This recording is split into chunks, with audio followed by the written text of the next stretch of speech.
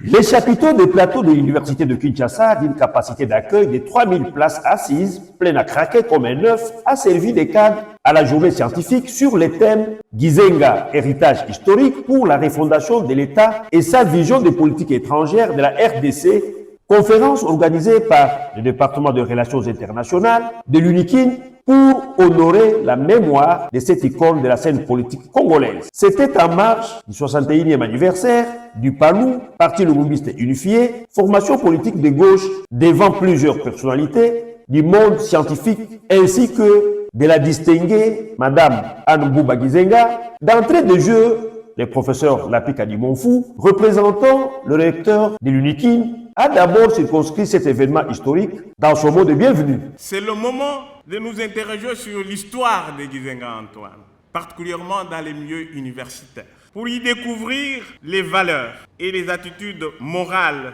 que l'éducation civique doit promouvoir pour atteindre les exigences de la citoyenneté responsable et de la participation à la construction de la RDC. Ensuite, le ministre du Tourisme, Maître Didier Mazenga Moukandou, dans sa casquette de secrétaire général, chef du parti et président du regroupement politique AAC Palou, fils idéologique et actuel successeur valable d'Antoine Gizenga, est revenu sur la lutte combien noble pour la liberté, l'indépendance et l'intégrité du Congo, menée par les pères fondateurs du Palou. Grâce à la détermination de militantes et militants, de pérenniser les idéaux de nos pères fondateurs, la succession du patriarche Antoine Gizenga est aujourd'hui assurée valablement par ma modeste personne. Le parti Lumumbiste Unifié Palou en cycle a donc pour idéologie le socialisme démocratique, qui se veut être une doctrine politico-socio-économique qui se comprend comme une lutte pour le partage équitable des richesses entre les filles et fils du pays, une lutte contre toute forme de corruption et de concussion. Enfin, plusieurs panélistes ont exposé sur les différents sous-thèmes. Le professeur Julien Tazi. Pour conclure, deux axes caractérisent aujourd'hui l'héritage diplomatique de Gizenga. Premièrement, c'est l'africanisme. Je voudrais affirmer ici, sans crainte de me tromper, que à la conférence de Bandung, Gizenga était présent. Gizenga a participé à la création d'une vision, non pas congolaise uniquement, mais d'une vision africaine. La solidarité africaine fait de Gizenga un homme africain, un leader africain. Gizenga, dont on parle moins dans nos histoires, est un modèle de loyauté diplomatique, modèle d'amour et du patriotisme, modèle du nationalisme, je ne veux pas dire exact, mais d'un nationalisme diplomatique, cherchant à redonner à ce pays, à notre pays, sa souveraineté. Gizenga, dont je vous parle, est un homme qui a compris deux choses. Premièrement, il y a différence entre courage et compétence. Alors qu'il était Premier ministre sous Kabila, il a choisi les hommes compétents, sens à la vision qu'il incarne aujourd'hui. C'est pour cela, messieurs les participants, Gizenga est immortel. C'est pour cela, il le restera. Merci beaucoup, professeur. Je termine. Pour le Kwilu, pour le monde entier, Gizenga est vivant. Honorable Mende Omalanga. J'évoque la panne des repères dans la société congolaise contemporaine. Il s'agit de l'effilochement des bases fondamentales, culturelles et sociopolitiques autour desquelles se cristallise le vivre ensemble dans un pays. L'évanescence de ces valeurs se révèle constamment à travers un phénomène, celui de la marchandisation de la gouvernance publique, qui convertit les services à fournir par l'État à titre gratuit en objets standardisés, commerciables et interchangeables. Je salue donc la pertinence de cette initiative du département des relations internationales de la faculté des sciences politiques, administratives et sociales de l'UNIKIN, parrainé par Monsieur le recteur Kayembe, qui ramène à la surface les idées forces de Lumumba et d'Antoine Gizenga, dont la pierre angulaire reste la sacralisation et la non-marchandisation de la res publica. Professeur Émile Bongeli. L'éducation dans l'idéologie lumumbo-gizenguiste. Comme nous le savons tous, les hommes passent, mais les idéologies fortes et justifiées qu'ils ont produites subsistent à leur existence.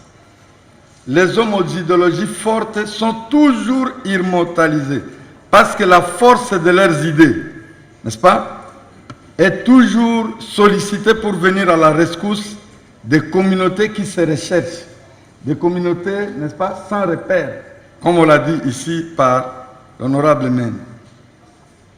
Lumumba a été éliminé dès sa prime jeunesse, après seulement quelques 3 années d'activité politique, tandis que son compagnon de lutte, tout aussi jeune, a survécu à des exils éprouvants. Parce que quand on dit Gizenga était en exil, il faut souligner que son exil n'était pas un exil doré, n'est-ce pas? Il a été poursuivi même là où il était, et donc c'était un exil éprouvant. Frédéric Kita.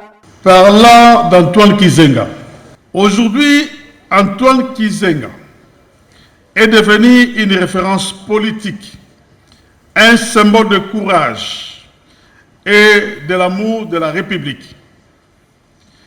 Lors de ma rencontre l'année passée à l'hôtel Béatrice et de ma visite au siège du Palou à Limete, j'avais demandé la participation de chaque acteur politique congolais pour qu'on construise une bibliothèque de référence, je dis bien une bibliothèque de référence, qui va servir pour les générations futures, parce que, comme on a toujours dit, il n'y a pas un peuple sans histoire, et non plus une histoire sans peuple. Antoine Gizenga n'appartient pas aujourd'hui à sa tribu, ni à sa famille biologique ou politique.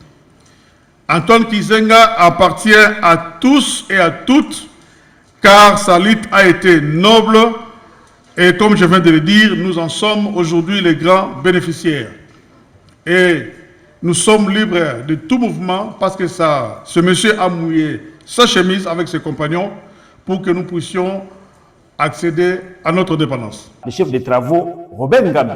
Ce matin, il m'a été demandé de parler de son œuvre, l'outil qui lui a servi de devenir grand, de pérenniser sa philosophie et sa pensée.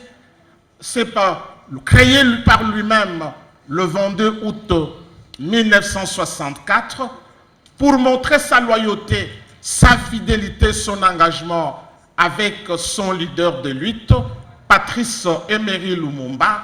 Il a préféré l'immortaliser à travers ce qu'on appelle les partis lumumbistes unifiés. PALU. Le 28 août 1964, lorsque le PALU a été créé, Lumumba a été désigné comme étant le président d'honneur, Gizenga a été le secrétaire général et Mapika Kalanda était le secrétaire chargé des questions politiques. Donc il y a un lien entre les trois. Et puisque nous avons suivi des exposés et qu'il y a encore beaucoup de questions qui se posent, j'aurais voulu pour ma part rappeler